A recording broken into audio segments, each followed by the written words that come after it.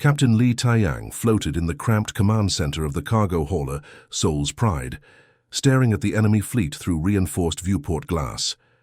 3 massive Zephyrian destroyers hung in space like silver daggers, each one larger than Earth's biggest space station.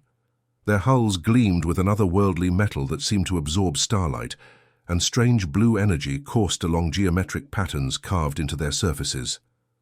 "Sir, incoming transmission from the lead destroyer," announced Lieutenant Park Ji-ho, his voice tight with tension. The young officer's hands trembled slightly as he adjusted the communication array. Behind him, the bridge crew of 6 worked, frantically at jury-rigged control panels, trying to coordinate Earth's pathetic excuse for a defense fleet. The main screen crackled to life, revealing a towering alien figure.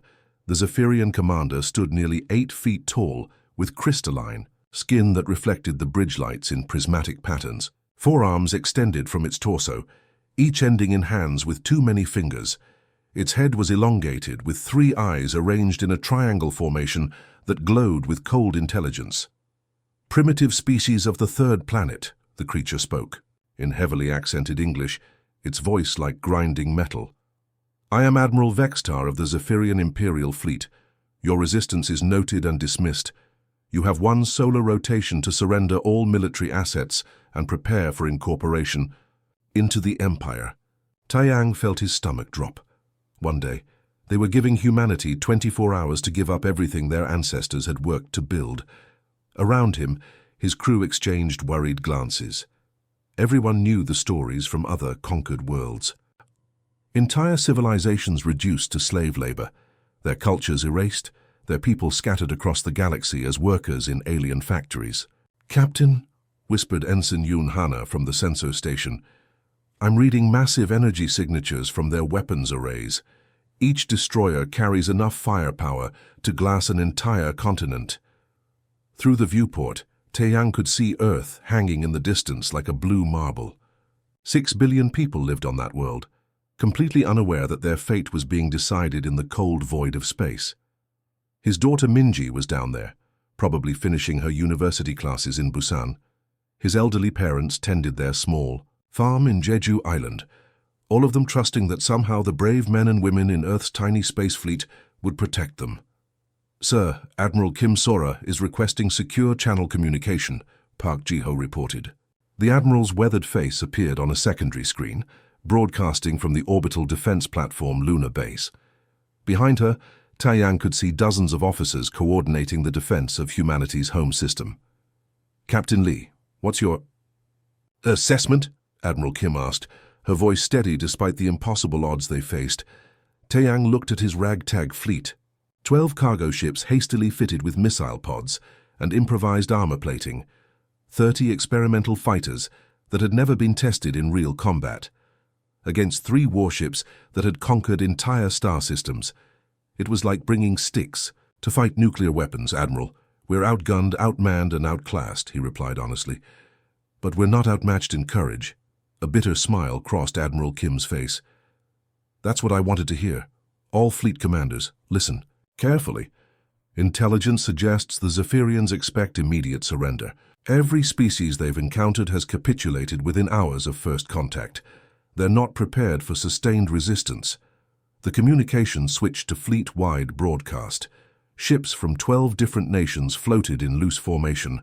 Korean cargo haulers, Japanese research vessels, American military transports, Russian mining ships, and converted civilian craft from dozens of smaller countries. For the first time in human history, every nation on Earth was fighting as one unified force. "All vessels, this is Admiral Kim Sora." Her voice echoed across every bridge in the human fleet. "The aliens believe we'll surrender because we're technologically inferior. They don't understand that humans have something their empire lacks, the willingness to fight for our freedom no matter the cost." Taeyang activated his ship's internal communication system. His crew looked up from their stations. Mechanics who had volunteered to operate weapons, civilian contractors who had never seen combat, young officers fresh from the academy who signed up to explore space, not fight aliens. "Crew of the Soul's Pride," he began, his voice carrying the weight of the moment. 3 days ago, we were hauling supplies to Mars Colony. Today we stand between Earth and conquest. I won't lie to you, we probably won't survive the next few hours. But our children will remember that when humanity faced its darkest moment, we chose to fight. The bridge fell silent except for the hum of life support systems. Outside, the Zephyrian destroyers began moving into attack formation, their weapons charging with ominous blue light. Long-range sensors showed energy readings that made Earth's most powerful weapons look like firecrackers. "Sir," Park Ji-ho called out, "incoming message from the enemy admiral." Admiral Vextar appeared on screen again, his 3 eyes glowing brighter, with what might have been amusement. "Curious. Our sensors indicate your vessels are maintaining combat positions. This is unexpected. Do you not comprehend the futility of resistance?" Taiyang stood up slowly, feeling the weight of humanity's future on his shoulders. Every person on Earth, every dream of exploring the stars, every hope for a free future, it all came down to this moment. "Admiral Vextar," he replied, his voice carrying across space to the alien commander. "You've conquered thousands of worlds, but you've never faced humans before. We have something your empire has forgotten, the knowledge that some things are worth dying for." The alien's crystalline features shifted in what might have been confusion. "You speak of death as though it holds meaning. Your species will serve the empire or be eliminated. These are the only choices." "No," Taiyang said firmly, activating the fleet-wide channel so every human ship could hear. "There's a third choice, we fight. All ships, this is Captain Li Taiyang. We hold the line, no surrender, no retreat. Today we show the galaxy what humans are made of." The die was cast. Admiral Vextar stood on the bridge of his flagship Eternal, Dominion, watching the human fleet through the massive viewing portal. His forearms were crossed behind his back, crystalline skin reflecting the soft blue glow of his ship's control systems. The primitive vessels before him looked like scrap, metal held together with hope and desperation. "Tactical analysis complete, Admiral," reported his second-in-command, a tall Zephyrian with battle scars across his face. "Human fleet consists of cargo haulers, mining ships, and experimental fighters. Combined firepower equivalent to a single patrol vessel from our outer territories." Vextar's 3 eyes gleamed with satisfaction. In his 500 years of service to the Empire, he had overseen the conquest of 47 star systems. This would be the easiest victory of his career. The humans hadn't even bothered to retreat when faced with superior force, a sure sign of their primitive understanding of warfare. "Begin the assault," he commanded. "Minimal force. We want their infrastructure intact for the Empire's use." The first human ship to attack was a converted mining vessel called Busan Thunder. It came straight at the flagship, engines blazing at maximum burn. Vextar watched with amusement as the crude vessel fired its improvised weapons, nothing more than modified industrial lasers and rocket pods welded to the hull. The shots splashed harmlessly against his destroyer's energy shields, creating pretty light displays that reminded him of festival fireworks. But instead of retreating or attempting evasive maneuvers, the human ship kept coming. Straight at them, at ramming speed. "Admiral, the human vessel is on collision course," his tactical officer reported with confusion. "They're not changing direction." "Fascinating," Vextar mused. "They're going to ram us, how delightfully primitive." The Busan Thunder smashed into the flagship's shields at full velocity. The energy barriers held easily, but the impact sent shockwaves through both vessels. The human ship crumpled like paper, its crew probably killed instantly. Vextar actually laughed, a sound like crystal chimes in a windstorm. "These creatures fight like wild beasts," he told his tactical officer. "No strategy, no honor. They throw their lives away for nothing." But 3 systems away, hidden in the depths of asteroid mining station Series 7, Major Yunmina was listening to something that made her blood run cold. Her intelligence post had been capturing alien communications for the past 6 months, since Earth's deep space sensors first detected the Zephyrian fleet. She pulled off her headphones and stared at the data streaming across her screens. "This can't be right," she whispered. The human communications network was going absolutely crazy. Every military frequency, every corporate channel, every civilian emergency band was active. She was hearing reports from all over the solar system. Mars colonies converting agricultural equipment into missile launchers, Jupiter mining platforms being turned into weapons platforms, even luxury cruise ships in Earth orbit being loaded with explosives. "Commander Park," she called to her superior. "Officer, you need to see this." Lieutenant Commander Park Hyan rushed over to her station. "What is it, Major?" "Sir, the aliens think they're fighting Earth's military," Mina explained, her fingers flying over the keyboard as she pulled up intercepts from across the system. "But look at these communication patterns. Every corporation is mobilizing. Samsung is retrofitting their cargo fleet with weapons. Toyota's space division is converting passenger shuttles into fighters. Even the Mars agricultural colonies are joining the fight." Park's eyes widened as he read the reports. "They're mobilizing their entire civilization?" "It gets worse, sir. They're not just mobilizing, they're coordinating. Every nation, every company, every space station is following unified command protocols. The aliens are facing all of humanity, not just their military." Meanwhile, aboard the Eternal Dominion, Admiral Vextar was beginning to notice something unusual. His fleet had destroyed dozens of human vessels, but more kept appearing.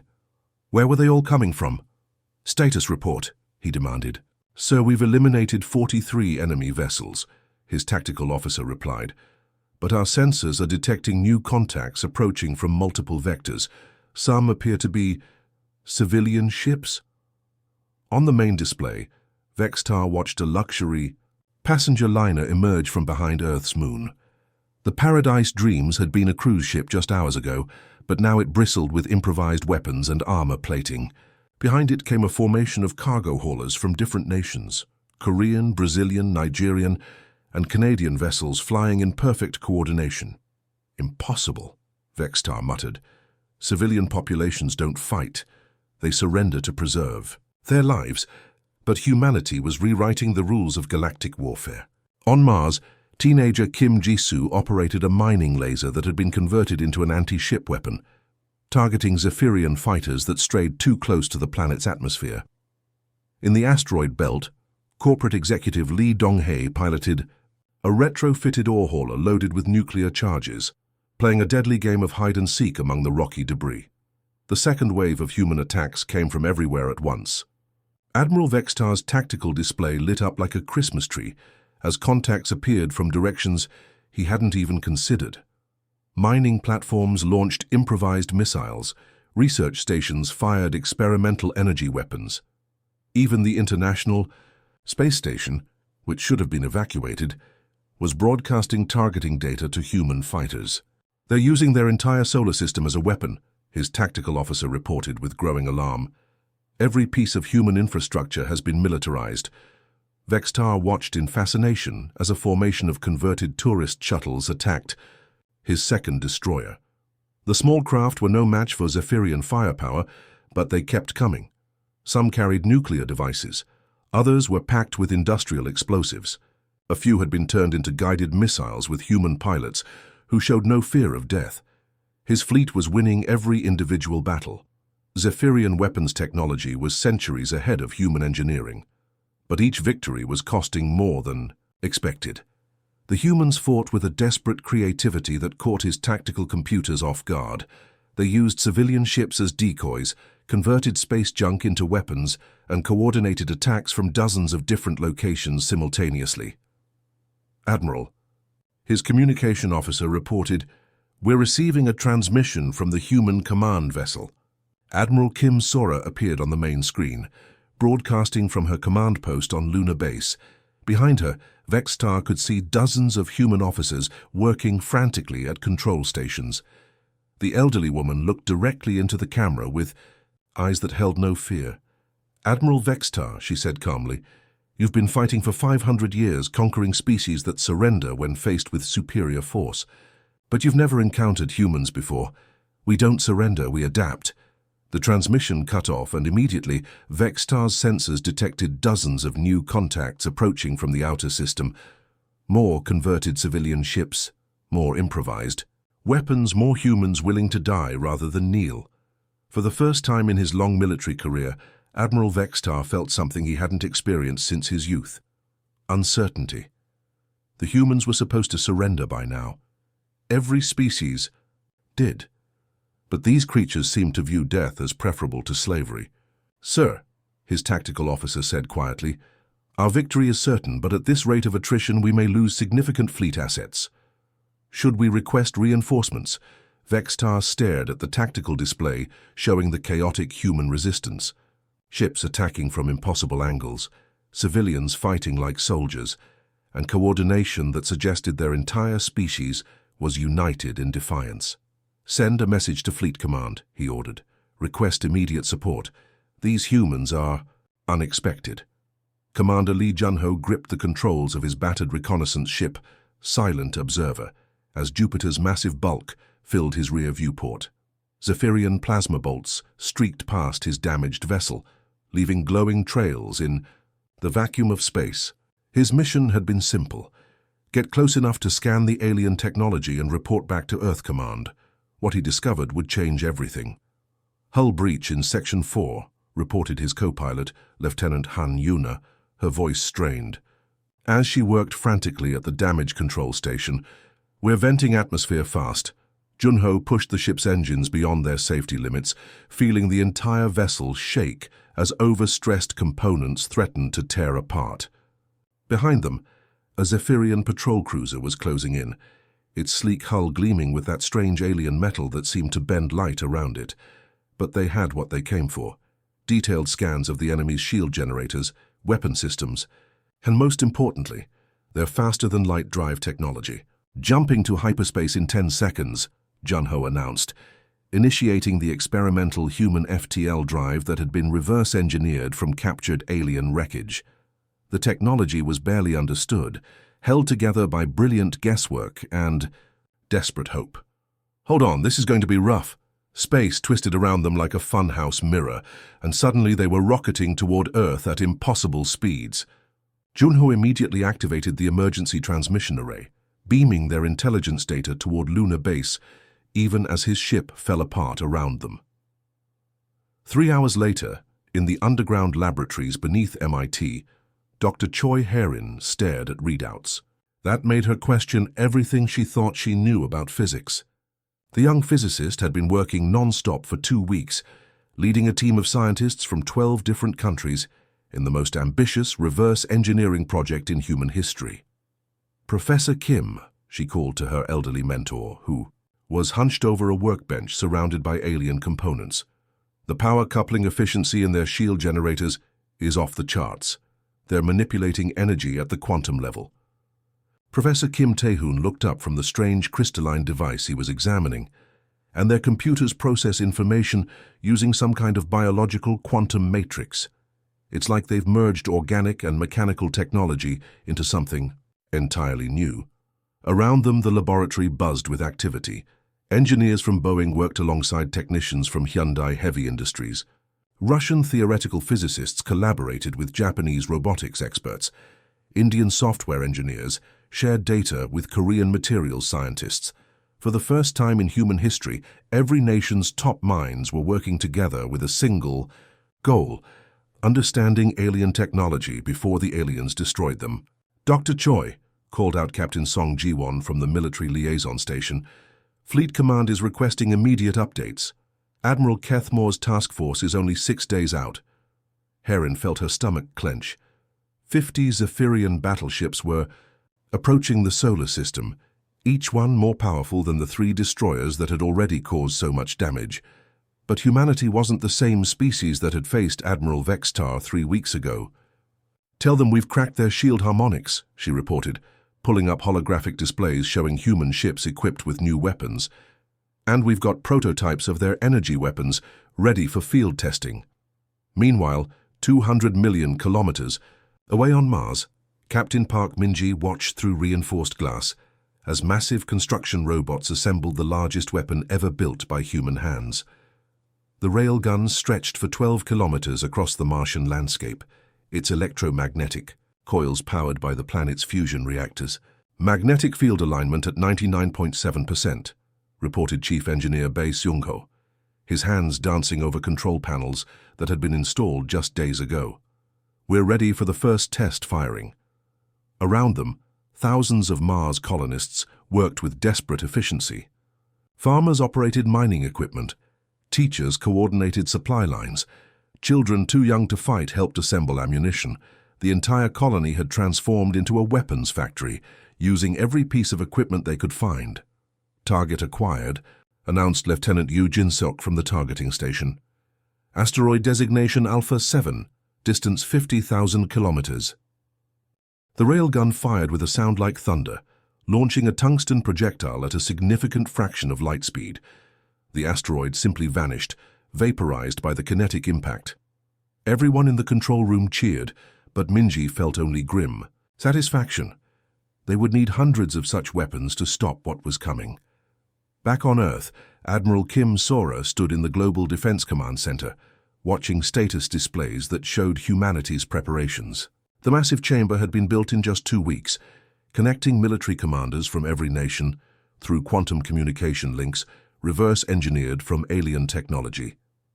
Status report from all sectors, she commanded. North American. Defense Grid reports 200 converted civilian ships ready for combat, announced Colonel Park Daeho. European coalition has successfully weaponized 17 space stations. Asian Pacific Command shows 150 modified cargo haulers equipped with alien shield technology. But the most important change wasn't visible on any display screen.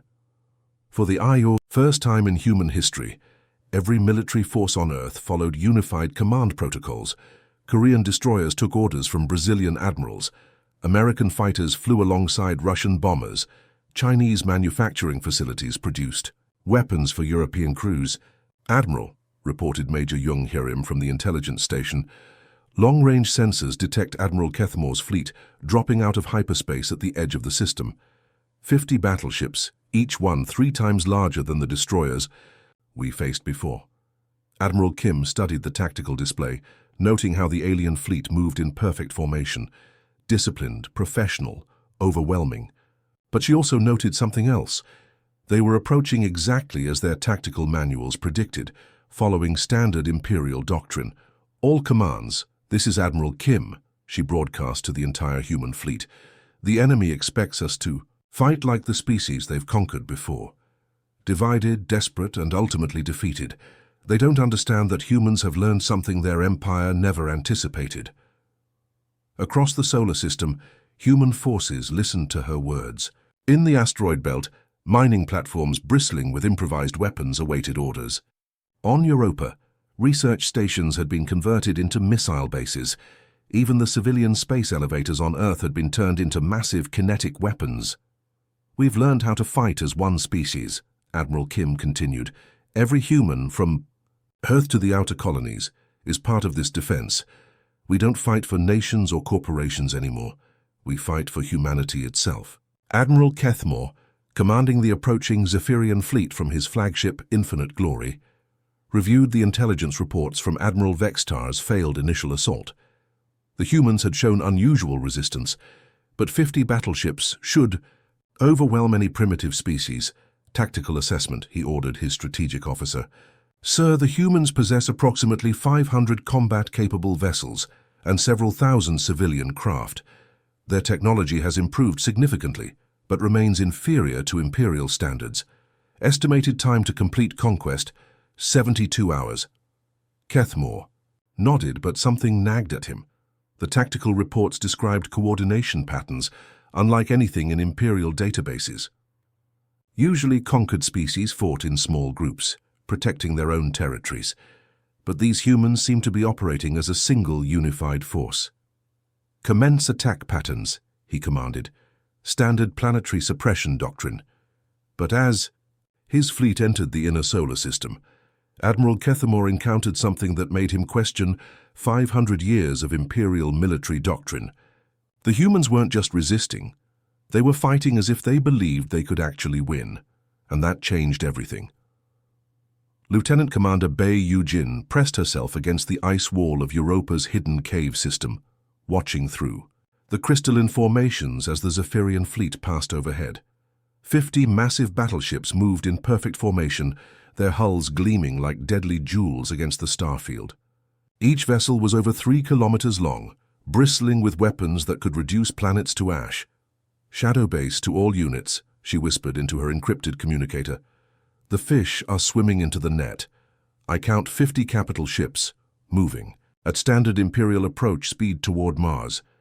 Around her in the ice caverns, 200 human soldiers waited in complete silence. They had been hiding here for 3 weeks, ever since Admiral Kim Sora's War Council had finalized the most desperate plan in human history. Europa Station was supposed to be evacuated, just another civilian target the aliens would ignore. Instead, it had become the trigger point for humanity's greatest gamble. "Copy that, Shadow Base," came Admiral Kim's voice through the communication array. "All units maintain radio silence until my signal. Remember, we only get one chance at a E." This, Eugene watched the alien fleet continue its approach toward Mars, where Captain Park Minji's defenders were putting on quite a show. Human ships darted between the red planet's moons, firing everything they had at the approaching enemy. Explosions lit up the darkness as Zephyrian fighters pursued what appeared to be the last desperate resistance of a dying species. But Admiral Kethmore, commanding from his flagship Infinite Glory, was about to learn that humans had been studying his tactics for weeks. Every Imperial fleet followed the same doctrine: establish orbital supremacy, destroy military assets, then demand surrender. They never expected a species to turn their entire solar system into one massive trap. "All units, this is Admiral Kim." The transmission finally came. "Execute solar storm." The word sent shivers down Eugene's spine. Everything they had worked for, everything they had sacrificed, came down to the next 10 minutes. She activated her targeting systems and watched as humanity revealed its true strength. The battle began exactly as Admiral Kethmore expected. The human fleet at Mars charged his destroyers in what looked like another suicidal attack. His tactical officers marked targets, allocated firepower, and prepared to end human resistance once and for all. But as his ships engaged the obvious targets, the real attack commenced from every direction. Jupiter's 4 largest moons suddenly blazed with engine fire as hundreds of converted cargo haulers launched from hidden positions. Each vessel had been gutted and packed with nuclear devices, their crews replaced by automated systems or volunteers who knew they weren't coming home. The improvised missiles streaked toward the Zephyrian fleet at incredible speed. "Sir, massive energy signatures from the Jupiter system," Admiral Kethmore's tactical officer reported with growing alarm. "I count over 300 incoming contacts." But that was just the beginning. Saturn's rings, which had appeared empty on long-range scans, suddenly disgorged dozens of hidden missile platforms. Converted space stations that had been disguised as ice, chunks fired massive kinetic projectiles at near-light speed. The beautiful rings became a weapon system spanning millions of kilometers.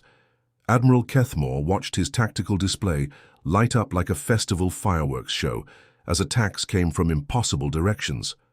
"How is this possible?" he demanded.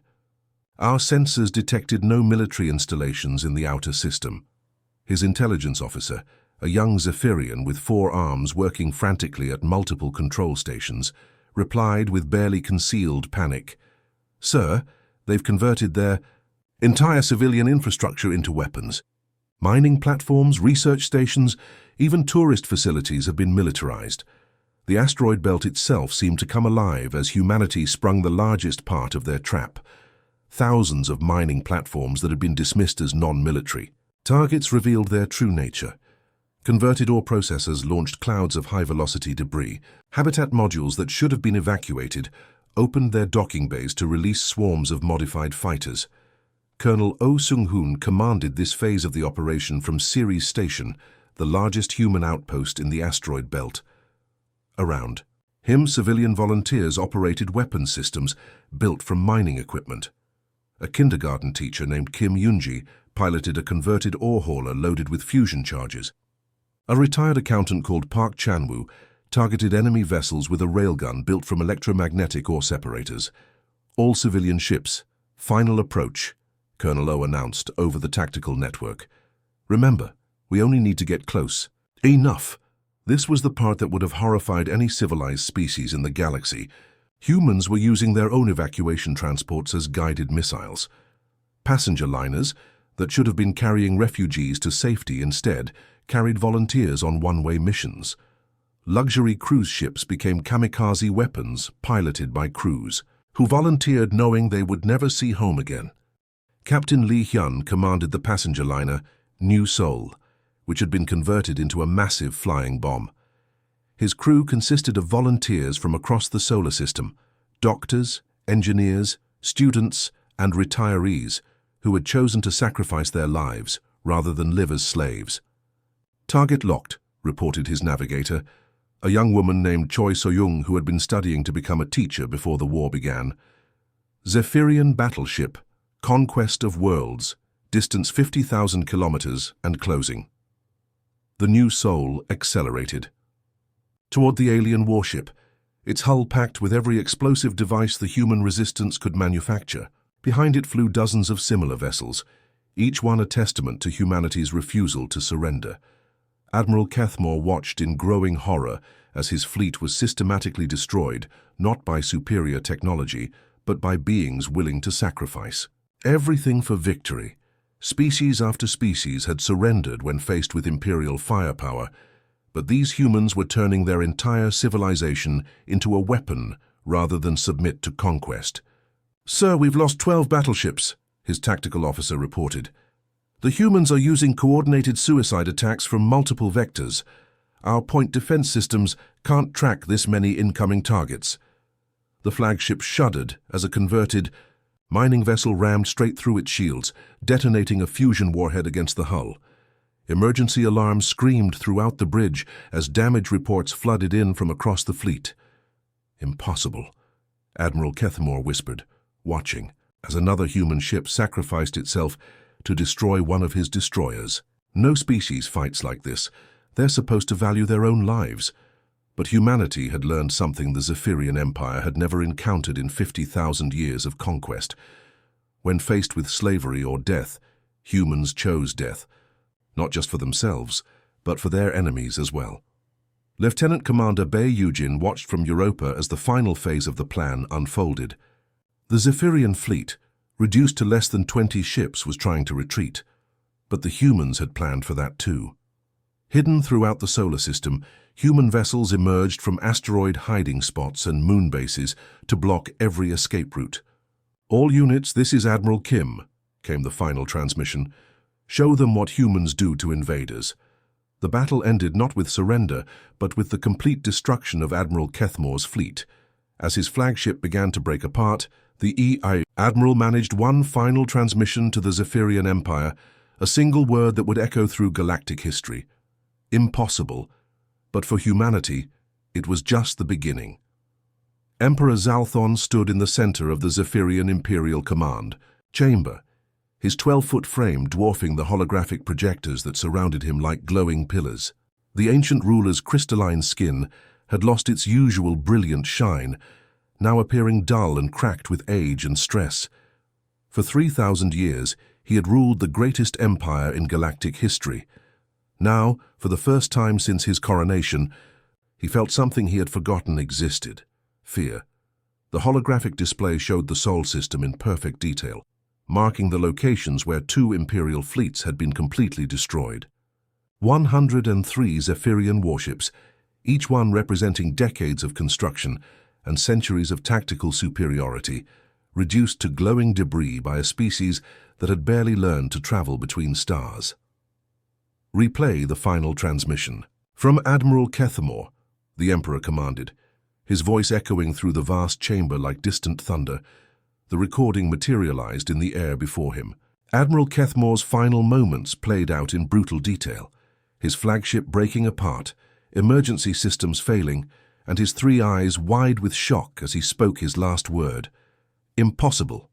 Your Majesty, Intelligence Commander Han Jiwoo stepped forward, her forearms carrying data tablets filled with reports that grew more alarming by the hour. "The situation has evolved far beyond our initial projections." Han Jiwoo had been monitoring human communications for months, trying to understand how a primitive species had achieved such impossible victories. What she discovered was more terrifying than any weapon the Empire had ever faced. "They have faster-than-light capability now," she reported, activating displays that showed human ships moving between star systems. But they're not conquering territories. They're not demanding tribute. They're not even establishing colonies. They're teaching other species to resist. The Emperor's four arms tensed behind his back. Explain. Your Majesty, human vessels have been detected in 47 different systems. But instead of invasion fleets, they're carrying scientists, engineers, and weapons designers. They're sharing their technology freely with our subject species. General Park Do-yun, the Empire's most decorated military commander, stepped forward, with tactical reports that made the Emperor's blood run cold. The tall warrior's battle scars seemed to glow brighter under the chamber's lights as he activated the strategic display. Your Majesty, 17 systems have declared independence in the past month, he announced, highlighting star systems across the galaxy that were now flashing red on the tactical map. The Kelvirians were the first. The humans appeared at Kepler 442, shared advanced weapons technology, and left without making any demands. The Emperor stared at the display, watching as more systems changed from blue to red, indicating rebellion spreading like a plague across his domain. Left? They simply left? Yes, Your Majesty. Captain Song Ara's report from the Proxima sector confirms the pattern. Human ships arrive, meet with local resistance groups, provide weapons and tactical training, then depart for the next system. They're not building an empire. They're destroying ours. Emperor Zalthon felt his ancient heart racing as the implications became clear. This was not conquest in any form he understood. For 50,000 years, the Zephyrian Empire had grown through a simple principle. Superior force demanded submission. Every species they encountered either joined the Empire or was destroyed. There was no third option, but humanity had created their third option. They were proving to the galaxy that the Empire could be defeated. Show me the intercepted communications, the Emperor demanded. The air filled with translated human transmissions, voices speaking in dozens of different languages but carrying the same message. Captain Kim Taejin of the human vessel. Freedoms. Light was addressing a gathering of Andromedan rebels. You don't have to kneel to them. We learned that the hard way, but you don't have to.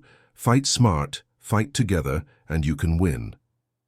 Another recording showed Commander Lee Soyeon teaching Centaurian engineers how to retrofit civilian ships for combat. Use what you have. Turn your mining equipment into weapons. Convert your cargo haulers into missiles. Every tool can become a weapon if you're creative enough.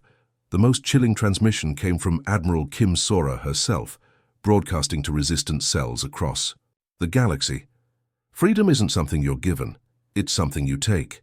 The Empire looks impossible to defeat because no one has ever really tried to defeat it. We tried, and we won. So can you.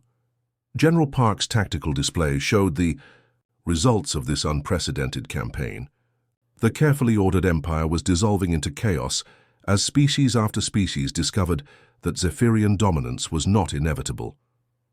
The Draconians have converted their entire merchant fleet into warships, General Park reported.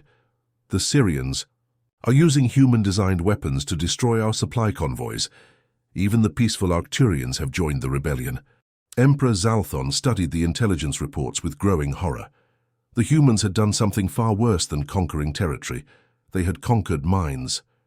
They had spread the idea that the Empire could be resisted, and ideas were more dangerous than any weapon. Your Majesty, Intelligence Commander Han Jiwoo added quietly, there's something else. The humans are coordinating all these rebellions. They've established a communication network that spans half the galaxy. Every resistance cell can share information instantly. The Emperor's worst nightmare was becoming reality. The foundation of imperial power, the belief that resistance was futile, was crumbling. Species that had been loyal subjects for millennia were suddenly questioning why they served masters who gave them nothing but exploitation. Captain Song Ara's report from the outer territories confirmed his fears. The humans don't rule through fear, Your Majesty. They lead through example. Species that have never worked together are now coordinating attacks across multiple systems. They're learning to fight as the humans did, as one unified force. The Emperor stared at the strategic display, watching as red warning indicators spread across star systems that had been peaceful for centuries. The Zephyrian Empire, which had seemed eternal and invincible, was being torn apart by a species with a population of barely 20 billion. "How many humans are there?" he asked quietly. "Intelligence estimates place their total population at 19.7 billion, Your Majesty," Han Jiwu replied, "spread across less than a dozen star systems." Emperor Zalthon looked at the data in disbelief. His empire controlled over 10,000 systems, with a total population exceeding 2 trillion beings. Yet this tiny species was bringing it all crashing down simply by refusing to accept that might made right. "That's all humans," he whispered, his voice barely audible in the vast chamber. "How is this possible?" The answer came not from his advisors, but from another intercepted human transmission. Commander Park Jinwoo was speaking to a mixed group of alien rebels. "The Empire thinks power comes from fear, but real power comes from choice. When beings choose to fight for their freedom, they become unstoppable." The Emperor realized with crystal clarity that humanity had discovered the one thing the Zephyrian Empire had never encountered in 50,000 years of conquest, a species that valued freedom more than life itself, and they were teaching that lesson to the entire galaxy. As he watched more systems fall into rebellion, Emperor Zalthon understood that the greatest empire in galactic history was trembling before a species that had learned the most dangerous lesson of all. That freedom was worth any sacrifice. The humans had not conquered the galaxy. They had liberated it. The end.